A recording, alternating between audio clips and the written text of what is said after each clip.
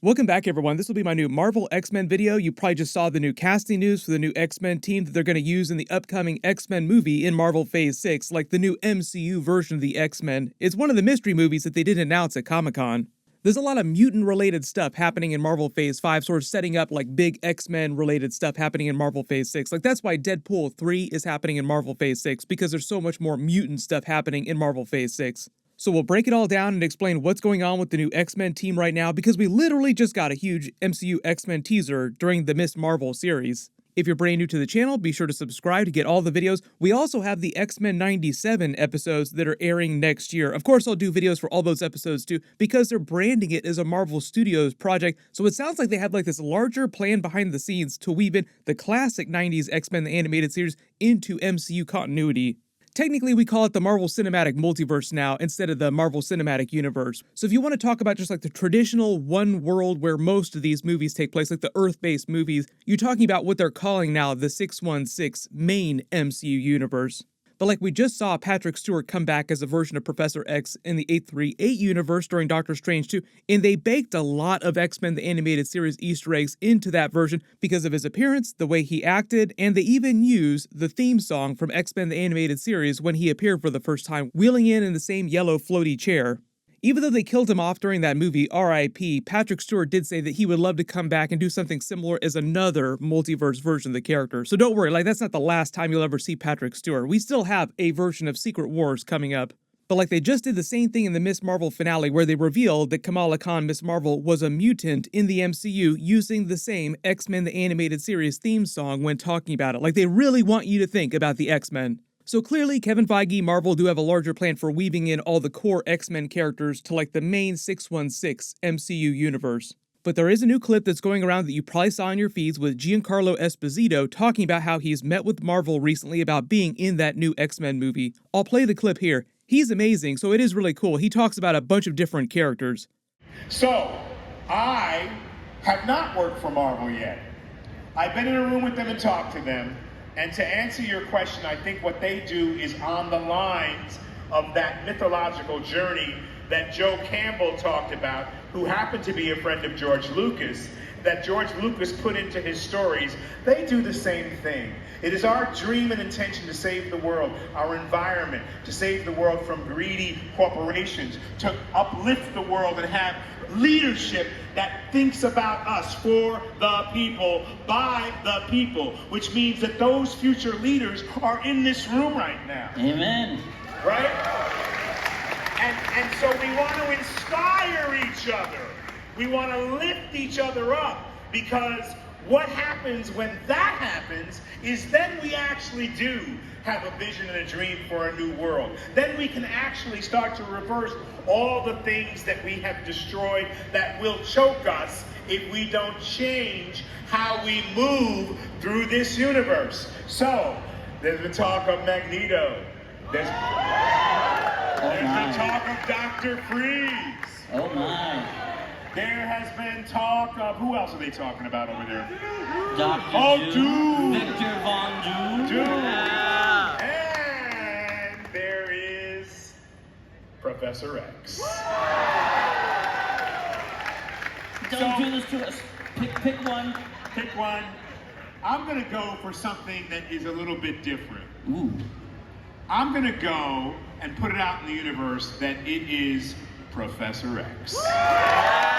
When he's talking about all that Joseph Campbell, George Lucas stuff, he's talking about the idea of the classic hero's journey. Dan Harmon also does the same thing and uses it as his famous story wheel, but it's Joseph Campbell's hero's journey that he models that on. It's all about boiling down every single hero character arc to a similar type of journey that their character goes through during each of their stories. So like you can apply this to any of the Marvel characters in their movies, any of the Star Wars characters in their movies or Disney Plus series like the Mandalorian character. You can even apply this to Grogu's character. The reason he says George Lucas specifically, obviously because he's talking about all the Star Wars Moff Gideon stuff that he does in The Mandalorian, but if you didn't know, George Lucas is a huge fan of Joseph Campbell way back when he was writing the story for the original Star Wars movie. He used a lot of Joseph Campbell's hero's journey to guide him in crafting the Luke Skywalker, a lot of the other main characters. But then Giancarlo Esposito says, yes, he's met with Kevin Feige about playing the new Professor X. It's only one role that he said he's going after, but he said it is the role that he is most excited about. He He also mentions Magneto, Doctor Doom. When he says Dr. Freeze, I think he's just misspeaking. I think he meant to say Mr. Freeze, and he's talking about the Batman sequels, the Matt Reeves, the Robert Pattinson version of Batman. So I'll just talk about the Marvel stuff in this video because it is a Marvel X-Men video. But to make a Fantastic Four joke, Giancarlo Esposito is fantastic at anything that he does, so he'd be amazing as any of those characters, Professor X, Doctor Doom, or Magneto. We're much closer to actually meeting an MCU version of Doctor Doom because of what's happening in Black Panther Wakanda Forever. But during the trailer, you see this team of scientists going underwater using all this gear that is not Wakandan gear, trying to find more Vibranium underwater, and that sort of causes a lot of the problems in the movie that lead to Namor eventually declaring war on Wakanda.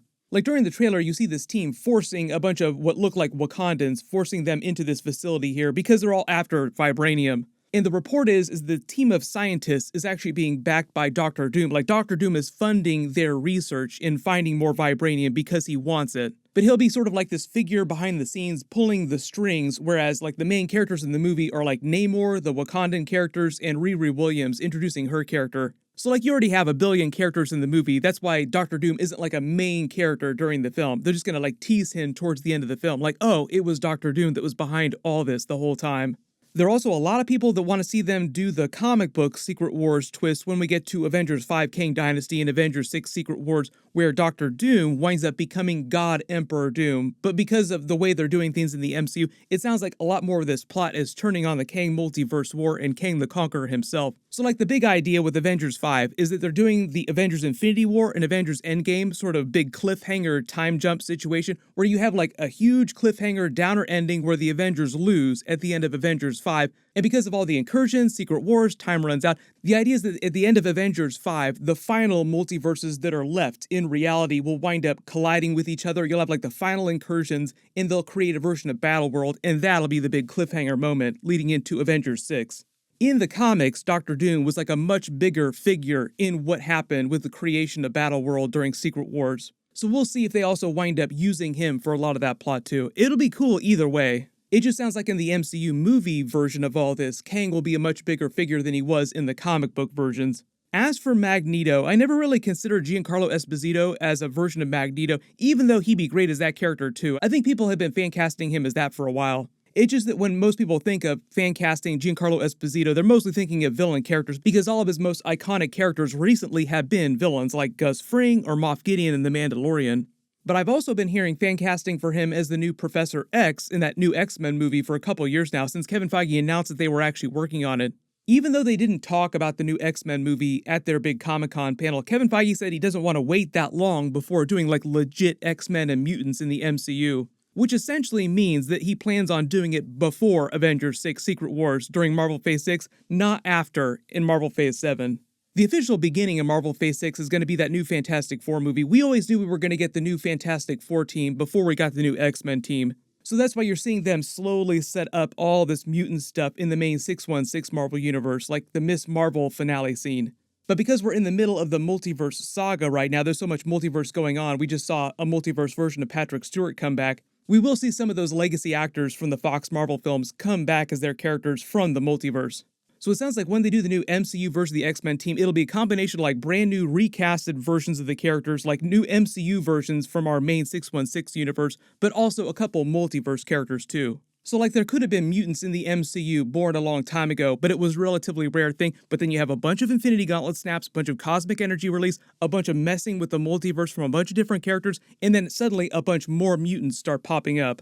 But everyone post all your theories in the comments below. Who do you want to be in that new X-Men movie? Like if they're going to bring in new versions of the characters, who do you want to play all those new X-Men characters? And remember, Deadpool 3, a lot of other mutant stuff will be happening in movies just in general. Like there'll be mutants in other people's movies throughout Marvel Phase 6, even in Marvel Phase 5 a little bit too. In related news, all my She-Hulk episodes are going to be starting really soon. Make sure you enable alerts for my channel so you don't miss that. Everyone click here for my new Daredevil vs. She-Hulk trailer video, and click here for my brand new Guardians of the Galaxy 3 trailer video and Easter eggs from Comic-Con. Thank you so much for watching, everyone stay safe, and I'll see you guys in the next one.